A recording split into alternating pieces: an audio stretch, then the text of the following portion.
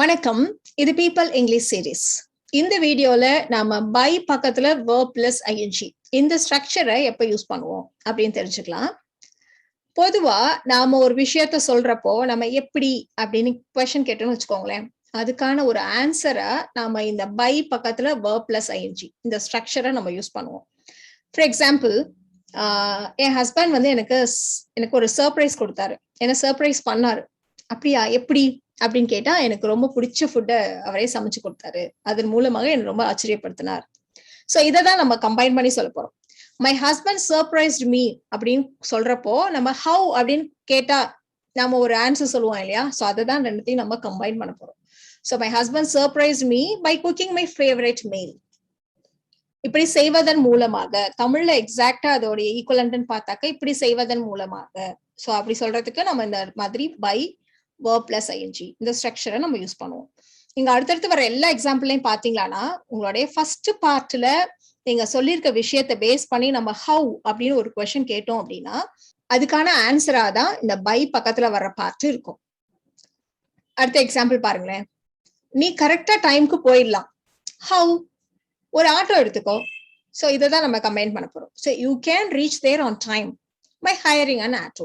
ஒரு ஆட்டோ எடுத்துக்கிறது மூலமாக நீ கரெக்டான நேரத்துல நீ அங்க போயிடலாம். So you can reach there on time by hiring an auto. என்கிட்ட கொஞ்சம் பணம் இருக்கு, சோ அதை வச்சு நான் இன்னும் டெவலப் ஆகணும்.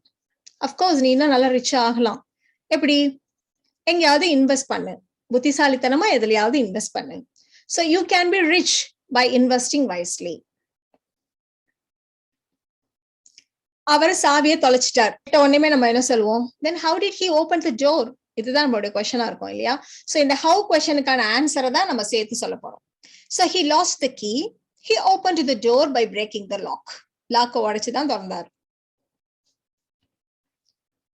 vocabulary இம்ப்ரூவ் பண்ணணும். எப்படி? So how can we improve our vocabulary? By reading books.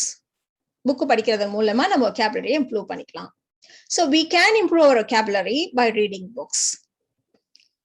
இதே by plus verb plus ing இந்த ஃபார்மட்டை questionsல நம்ம எப்ப யூஸ் பண்ணுவோம் அப்படின்னா, இப்படி செய்யறதன் மூலமா நீ என்ன சாதிக்க போற, இப்படி செய்யறது மூலமா உனக்கு என்ன லாபம், இப்படி செய்யறது மூலமா நீ என்ன கத்துக்கிட்ட, இந்த மாதிரியான questions தான் பெரும்பாலும் இருக்கும். இப்ப நீங்க ஒரு கோர்ஸ் அட்டென்ட் பண்றீங்க, இந்த கோர்ஸ் அட்டென்ட் பண்ணீங்களே, இது மூலமா நீங்க என்ன கத்துக்கிட்டீங்க? So what did you learn by attending this course? ஒருத்தவங்களை சீட் பண்றப்ப அவங்க ரொம்ப கோவமா கேட்பாங்க, இப்படி என்ன சீட் பண்றது மூலமா உனக்கு என்ன லாபம் கிடைக்க போகுது? So what would you gain by cheating us? So இந்த மாதிரி சில சென்டென்சஸ், questions நீங்களும் ட்ரை பண்ணி பாருங்க. இந்த வீடியோ உங்களுக்கு யூஸ்ஃபுல்லா இருக்கும்னு நினைக்கிறேன். Thank you so much.